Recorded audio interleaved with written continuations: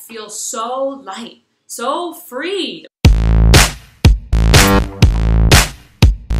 Hey guys, my name's Megan, this is Into Foreign Lands, and this week I want to talk about something that has nothing at all to do with travel. It kind of has something to do with living abroad. This week I want to talk about body positivity, and more specifically, my journey in body positivity, because as of I don't know, 2 months ago now, I actually love my body.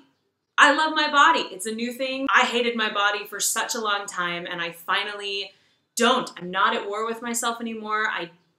Well, we'll get to it. We'll get to all the changes that have happened. What I want to talk about is a little bit of the journey that I went on myself, going back years and years and years, the struggle that I've been through with hatred and not wanting to hate myself, but then hating myself, and then to talk about what finally worked for me, like what changed, why now? Why did I learn to love my body now? Finally, at the end of the video, I just want to give a little bit of a message of hope for you if you are watching this and you are someone who struggles with their body. Why am I making this video?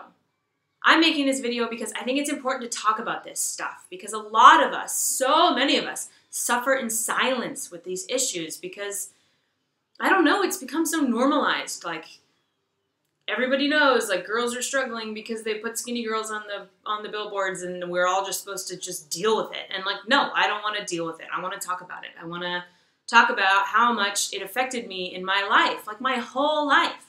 And I hope that you can relate to this. There was a time, not so long ago, when I was desperate to know that someone else was struggling with the same things that I was struggling with. Absolutely desperate. And so I'm here to say that if you're struggling with your body image, you are not alone.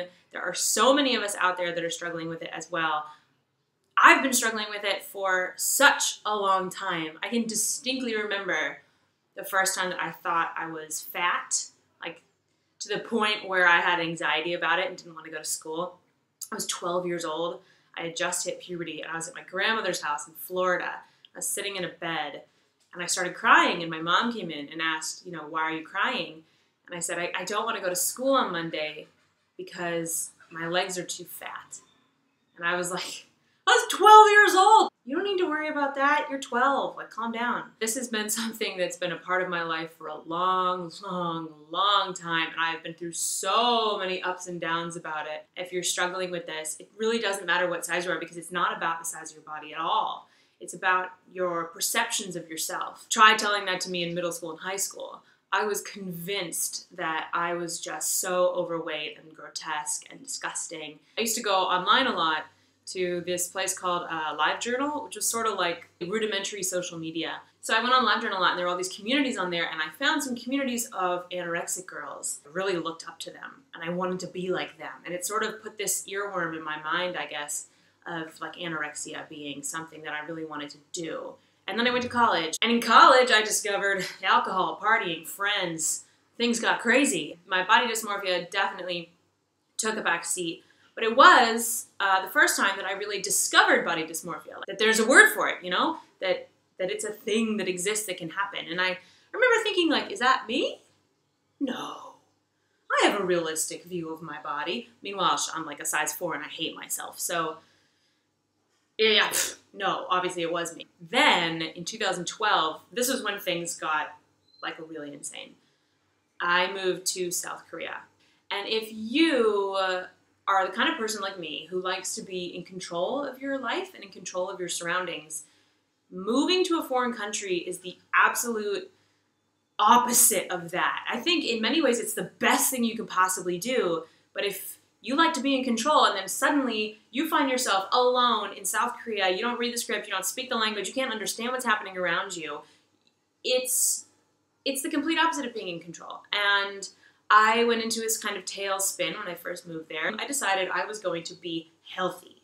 That's how in my mind, I was being healthy. So I started counting calories. And with that, I went into this insane period of calorie restriction. And man, like, I was on it. I've never had that much willpower ever in my life, except for during that year. I wasn't taking any time to learn to love myself. I was just saying, you have to lose all this weight till you get to this number, and then when you get to that number, you can stop dieting and be happy. And I got to that number, and I couldn't stop dieting, and I wasn't happy. And the funny thing was that no matter how skinny I got, I'd still look in the mirror every day and think about how much I hated myself. I hadn't fixed the real problem, because the real problem with body dysmorphia is not how much you weigh. It's not about how you look. It's about how you feel about yourself and your relationship with yourself. And I hadn't fixed that. It got really bad to the point where some friends had to kind of pull me aside and say, like, hey, you're scaring us. You need to fix this. And I decided I was going to claw my way back out of this no matter what.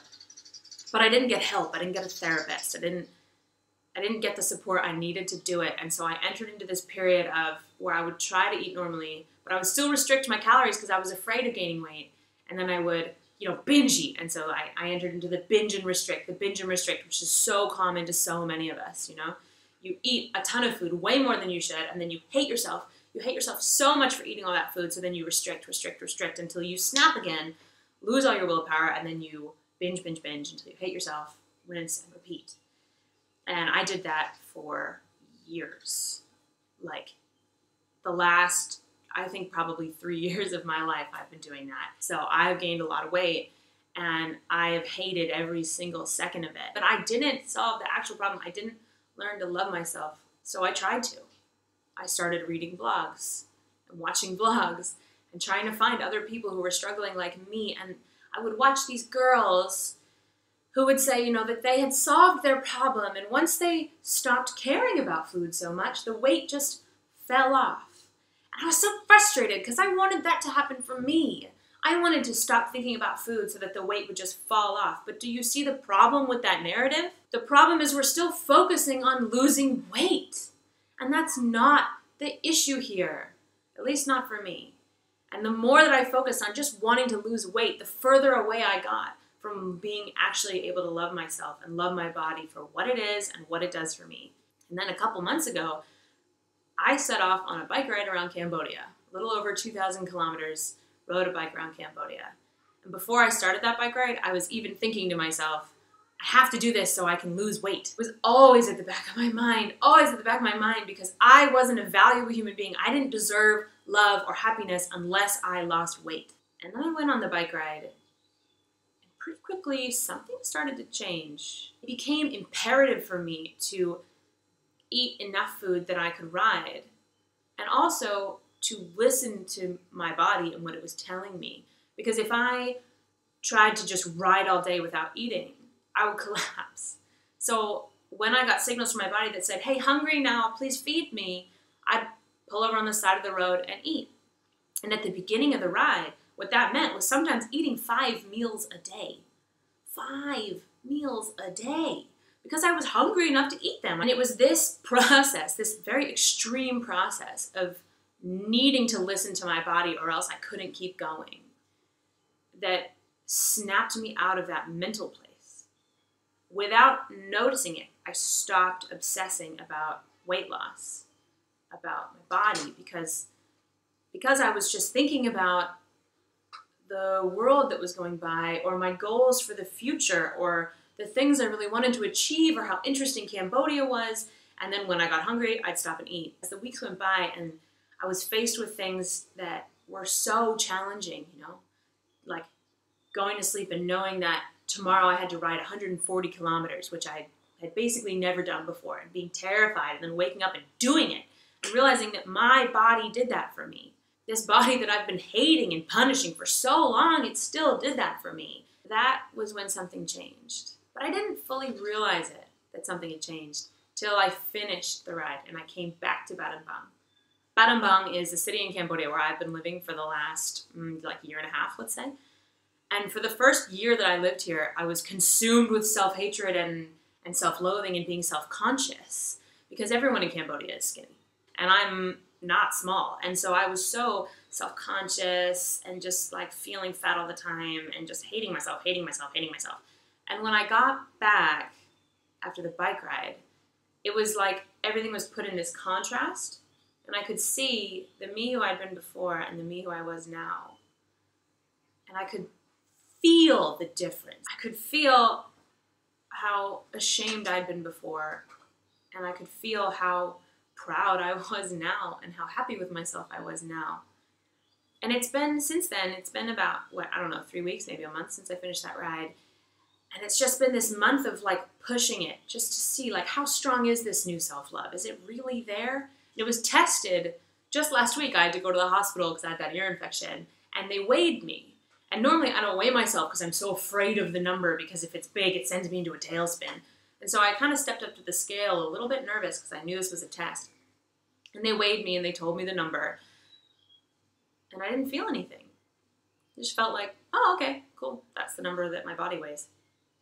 Now, living in this new reality where I love myself, I feel so light, so free, like so relaxed. And I don't spend all my time thinking about what am I going to eat the next time I eat, or when am I going to lose all this weight that I need to lose. I'm thinking about other things. And that feels so good. So if you've watched this all the way to here, thank you so much. You're the best. And you're probably either friends with me or someone who's also struggling with this issue. I want to take a second to just say, it's gonna be okay, and you can get to this place.